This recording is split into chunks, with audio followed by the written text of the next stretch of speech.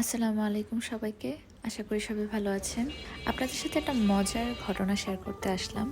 প্রতিদিনই সকালকারই একটা চিন্তা থাকে, আজ দুপুরে কি খাবো? কি করব? কি রান্না করব? কিভাবে করব? কোনটা করলে ভালো হয়? কোনটা বাচ্চারা খাবে? সবকিছু চিন্তা করার পরে কালকে ভাবলাম যে আচ্ছা খিচুড়ি করি। প্রথমে চিন্তা করলাম যে ভুনা খিচুড়ি করব। এরপর সেটা থেকে হয়ে গেল কি? না, সবজি খিচুড়ি। সবজি খিচুড়ি থেকে থাক, সবজি খিচুড়ি বাদ, বাচ্চারা খায় না। তাহলে মুরগির মাংস দিয়ে গলা খিচুড়ি করে ফেলি।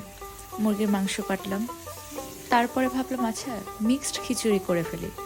মিক্সড খিচুড়ির জন্য প্রস্তুতি নিলাম এবং সব শেষে যে ভাবলাম সব বাদ, যেহেতু কদিন আগে জলপাইয়ের আচার দিলাম, আচারে খিচুড়ি বানিয়ে ফেলি।